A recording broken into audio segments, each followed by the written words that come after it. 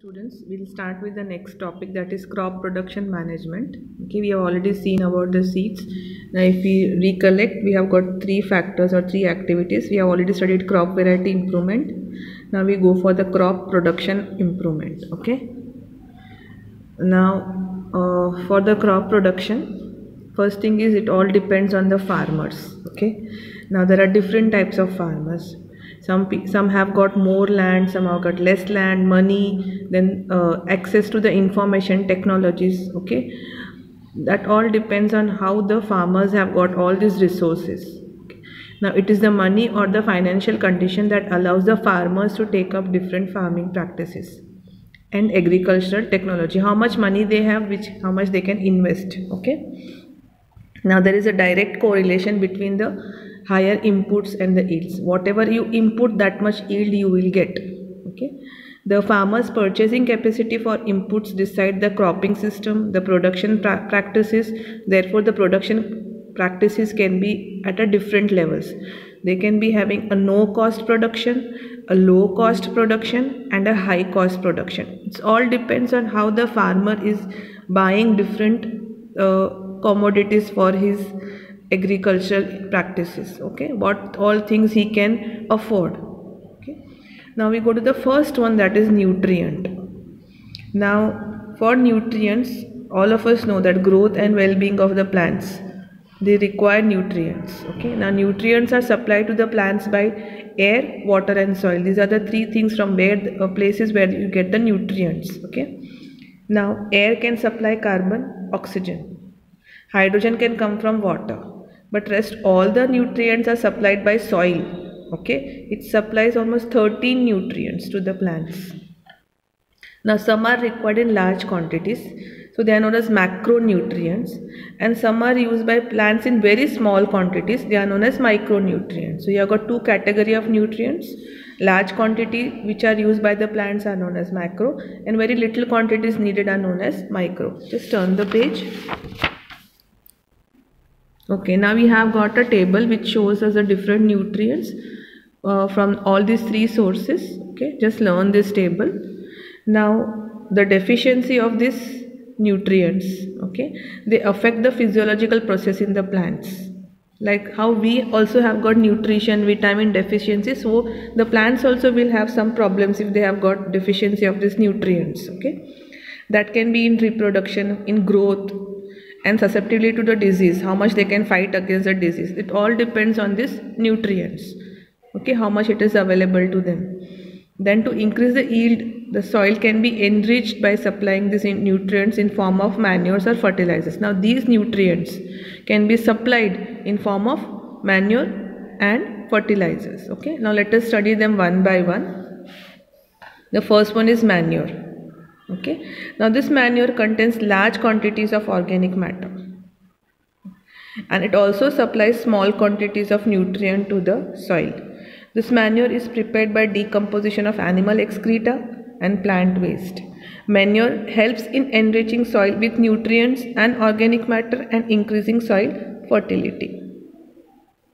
Okay, now what happens, this manure, okay, is totally a biodegradable waste which is got from the plants and the animals. So you have got more of organic matter, okay, which helps in increasing the soil fertility.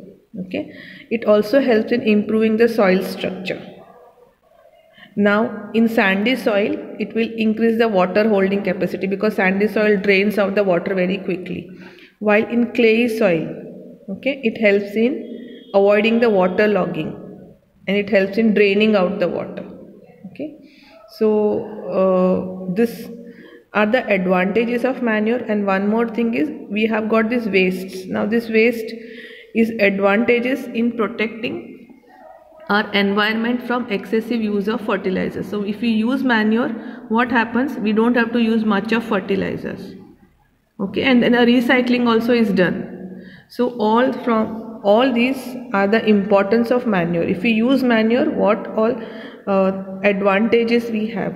Okay, now the classification of manure. Okay, it can be classified according to the material used for making the manure.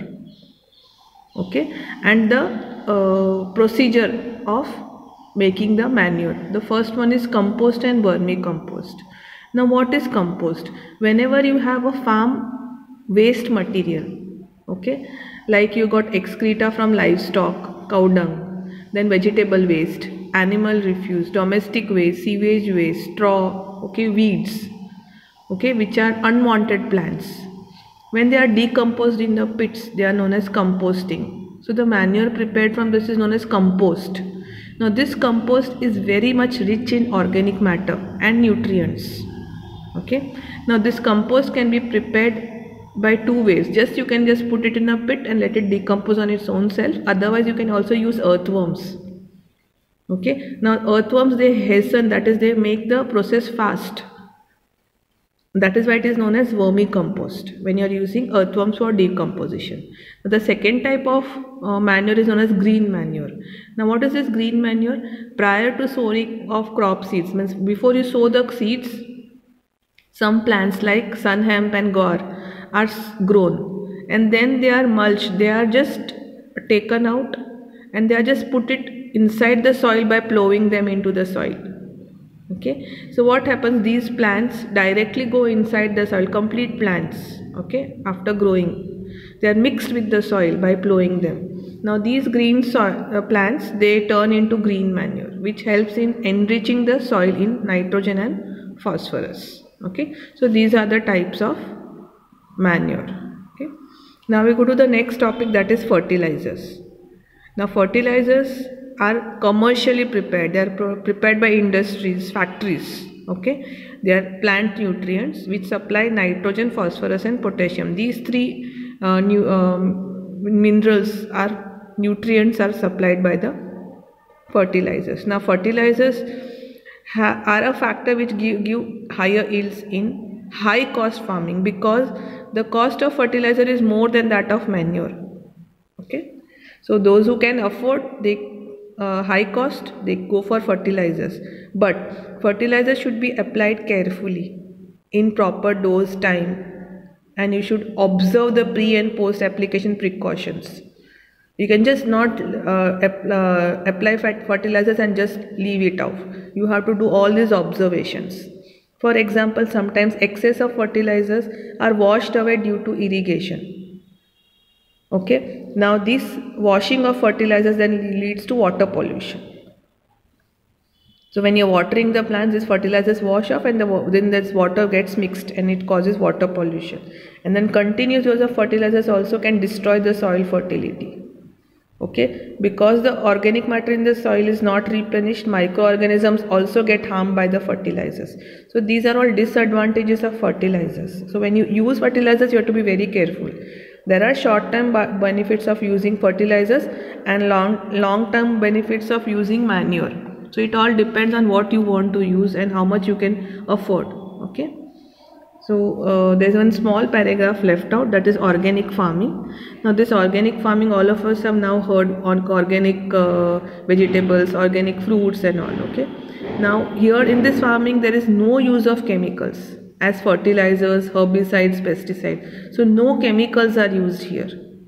Okay, so maximum they are using organic manures or recycled farm waste like straw, livestock excreta. Okay, then they use bio agents like blue-green algae for preparation of biofertilizers, neem leaves, turmeric for storage of grains, biopesticides. Okay, and they use intercropping methods, mixed cropping methods, crop rotations.